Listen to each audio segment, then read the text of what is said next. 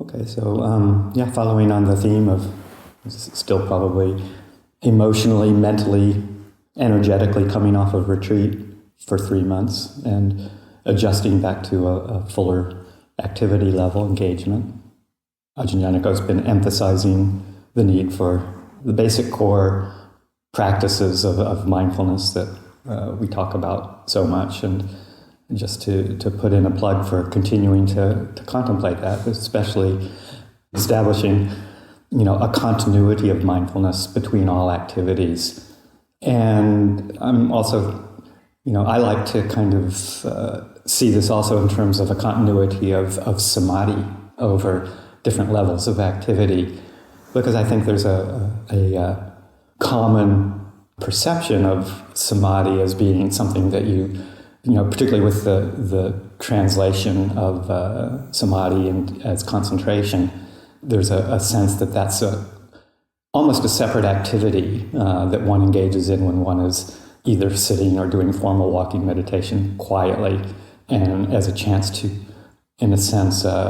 narrow the focus of the mind and become what we have as another kind of an interpretation of one-pointedness, meaning excluding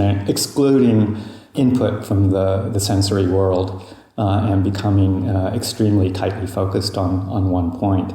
and that this is what concentration is all about developing. And I think that my sense, my understanding as time goes on, and my experience as time goes on is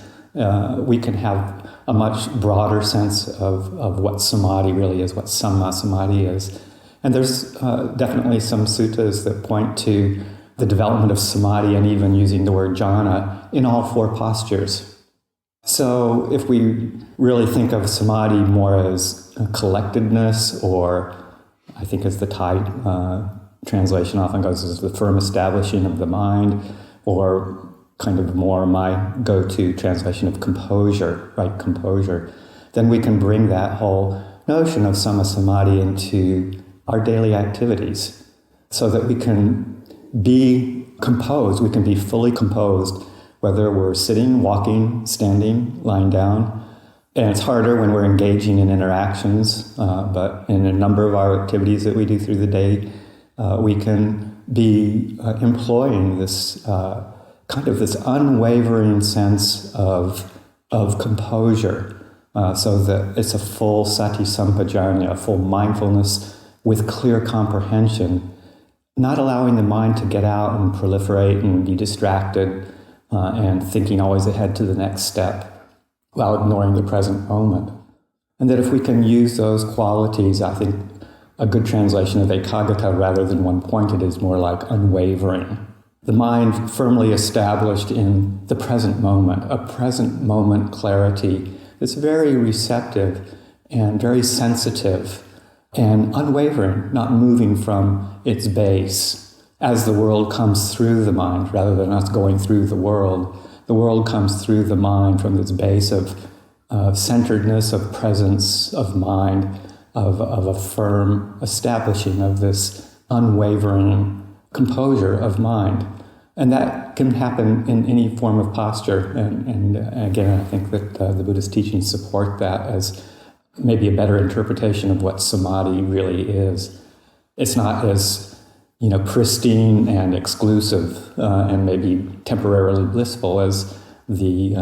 more common interpretation, but it's also a lot less dependent on special circumstances like retreats, retreat settings, isolation, solitary practice. It's a much broader sense of this composed mind that we can dwell in, we can be present for, and that it helps us before we get drawn out, and particularly before we get drawn out into unskillful mind states. So this kind of composure, this kind of unwavering composure of mind that's attentive, receptive, alert, aware of one's surroundings, can see the mind when it starts to stray into unskillful states much more quickly. And that's what mindfulness in daily practice, I think, is all about. So I'll leave it there for a morning reflection.